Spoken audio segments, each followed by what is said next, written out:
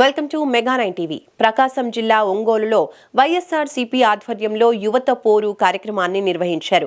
ఒంగోలులోని DRM high school నుంచి collectorate వరకు ర్యాలీ నిర్వహించారు. ఈ కార్యక్రమంలో వైసీపీ నాయకులు భారీ ఎత్తున పాల్గొన్నారు. భారీ ఎత్తున కార్యకర్తలు రావడంతో కలెక్టరేట్ వద్ద ఉద్రిక్తత నెలకొంది. కూటమి ప్రభుత్వం ఏర్పడిన తర్వాత విద్యార్థులకు ఫీజు రీయింబర్స్మెంట్ ఇవ్వకుండా తల్లిదండ్రులను మోసం చేస్తున్నారని, ప్రకాశం జిల్లాలో వైసీపీ ప్రభుత్వంలో మెడికల్ కాలేజీలు ఏర్పాటు చేశారని చెప్పారు. దీనిపై మరింత సమాచారం మా ప్రతినిధి శ్రీనివాస్ రెడ్డి అందిస్తారు.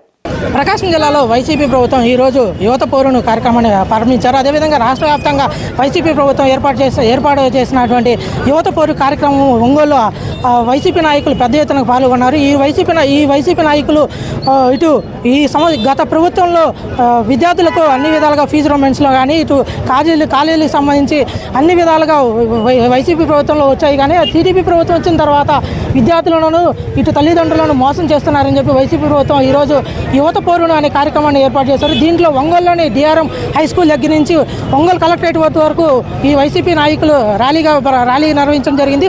అనంతరం ఒంగోలులోని కలెక్టర్కు వినతి పత్రాన్ని అందజేస్తారు.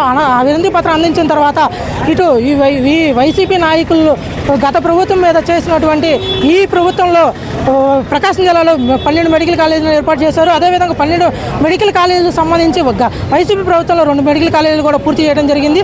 కానీ ఈ కూటమి ప్రభుత్వం వచ్చిన తర్వాత వైసీపీ ఏర్పాటు చేసినటువంటి 12 కాలేజీలలో 10 కాలేజీలు మాత్రం ఇంకా నిరుపయోగంగానే ఉన్నాయని చెప్పి చెప్తున్నారు. అదేవిధంగా ఆ కాలేజీలకు సంబంధించి పర్మిషన్లు కూడా ఇటు టీడీపీ ప్రభుత్వం వచ్చిన తర్వాత రద్దు చేస్తున్నారని కూడా వైసీపీ నాయకులు ఆరోపిస్తున్నారు. అంతేకాకుండా ఇటు ఫీజు రిమెంట్స్కి సంబంధించి తల్లిదండ్రులకు కానీ ఇటు పిల్లలకు కానీ ఏ విధంగా స్కూళ్ళకు సంబంధించి కూడా స్కూళ్ళకు కూడా ఇప్పటి వరకు ఎలాంటి చర్యలు తీసుకోలేదని చెప్పి కూడా వైసీపీ నాయకులు చెప్తున్నారు.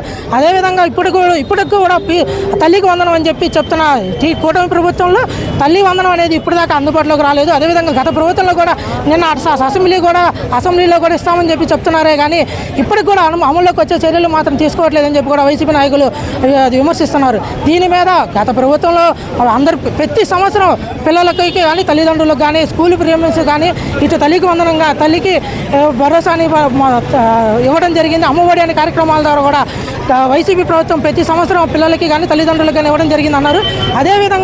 అదేవిధంగా ఇప్పుడు టీడీపీ ప్రభుత్వం వచ్చిన తర్వాత తల్లికి వందనం ఇస్తామని చెప్పి ఒక పిల్లవాడు ఇంట్లో ఉన్న నలుగురికి ఇస్తాం 15,000 చొప్పున ఇస్తామని చెప్పి చెప్తున్నారు.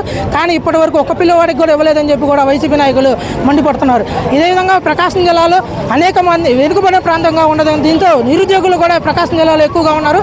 కానీ టీడీపీ ప్రభుత్వం హయాంలోకి వచ్చిన తర్వాత నిరుద్యోగులకు 3,000 రూపాయలను నిరుద్యోగ వృత్తి కూడా ఇస్తామని చెప్పి చెప్తున్నారు. కానీ ఇప్పటి వరకు నిరుద్యోగులు ఎంతమంది ఉన్నారు ఏందనే విషయం మీద కూడా కూటమి ప్రభుత్వం ఎలాంటి చర్యలు తీసుకోవట్లేదని అని చెప్పి కూడా చెప్తున్నారు వైసీపీ నాయకులు. కానీ ఇప్పటికైనా సరే నిరుద్యోగులు ఎంతమంది ఉన్నారు, అసలు వాళ్ళకి ఎలాంటి ఉద్యోగాల అవకాశాలు కల్పించాలి, అదేవిధంగా నిరుద్యోగుల వృత్తికి సంబంధించి 3,000 రూపాయలు ఎలా ఇవ్వాలి అనే దాని మీద కూడా కూటమి ప్రభుత్వం ఎలాంటి చర్యలు తీసుకోవట్లేదని చెప్పి కూడా చెప్తున్నారు. కానీ గతంలో వైసీపీ ప్రభుత్వం ఉన్న టైంలో నిరుద్యోగులకు చాలా ఉద్యోగాల అవకాశాలు ఇప్పించామని చెప్పి కూడా చెప్తున్నారు. కానీ ఇప్పుడు కూటమి ప్రభుత్వం వచ్చిన తర్వాత ఒక్క నిరుద్యోగి కూడా ఉద్యోగం రాలేదని చెప్పి కూడా ఇటు వైసీపీ నాయకులు చెప్తున్నారు. కానీ ఇప్పటికైనా సరే ప్రభుత్వం కళ్ళు తెరుచుకొని నిరుద్యోగులకు ఉద్యోగ అవకాశాలు, అదేవిధంగా తల్లిదండ్రులు స్కూల్ పిల్లలకు ఫీజు రిమెంట్స్లు కూడా అందజేయాలని చెప్పి కూడా డిమాండ్ చేస్తున్నారు.